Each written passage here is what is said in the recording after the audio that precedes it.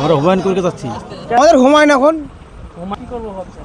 বিধানসভা নির্বাচনে দেশ একদিকে যেদিকে ভাববে সেদিকে ভাববো আমরা। আমরা নতুন হুমায়ুনকে দেখতে চাই।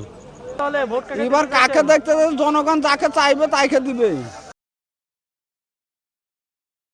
আমরা হুমায়ুন কবিরকে যাচ্ছি। কেন?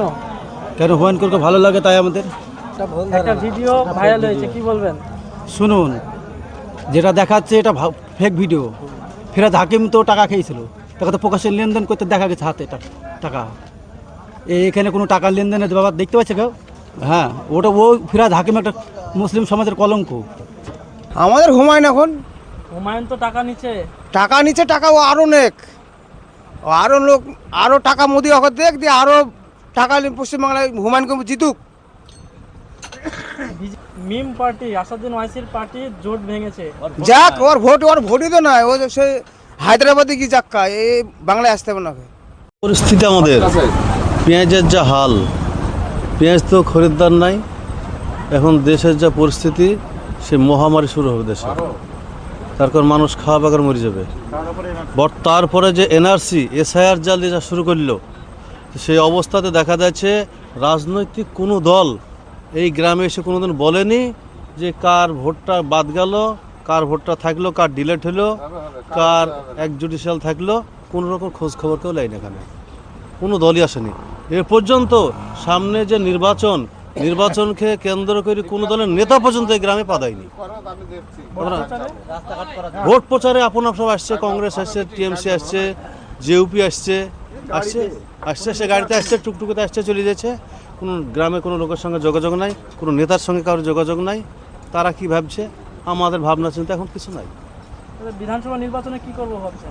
বিধানসভা নির্বাচনে দেশ একদিকে যেদিকে ভাববে সেদিকে ভাববো আমরা। দল তো আগে ধরো তৃণমূল ছিল, তৃণমূলকে দেখি তো আমরা এই ধর জলে ডুবছি।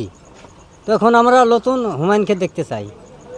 কেন? হুমায়ুন কি শুধু মসজিদ করেছে? মসজিদ করে বুঝে মসজিদের সাথে না, হুমায়ুনকে আমরা দেখতে চাই। মামাটি মানুষ সরকার, সেই সরকার তো উন্নয়নের পাশা উন্নয়ন করছে তো, চালিয়ে- ওই মুসলিমদের অকব্বরের সম্পত্তি মুসলিমদের জমিনে বিক্রি করে দিয়ে আসছে। এনআরসি কিনে ওই করাচ্ছে, এসআইআর করাচ্ছে।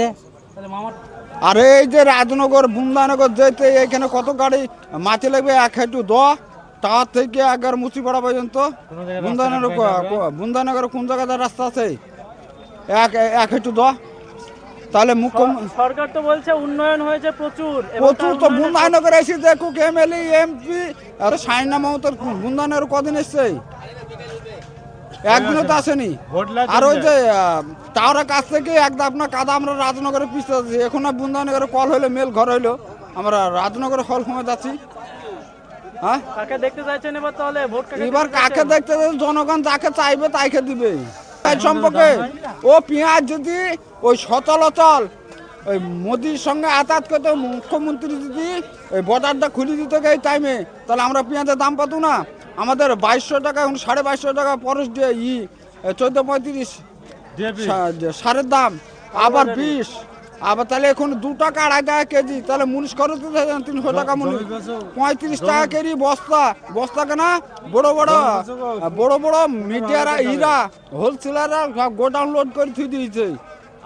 আর আমাদের 34 টাকা, আমি তো কিনিলে আনো 40 টাকা। তাহলে আমাদের পয়সা থাকবে এখন? ভোট তাহলে দিব কি করি, আর আসবি বা কি করি?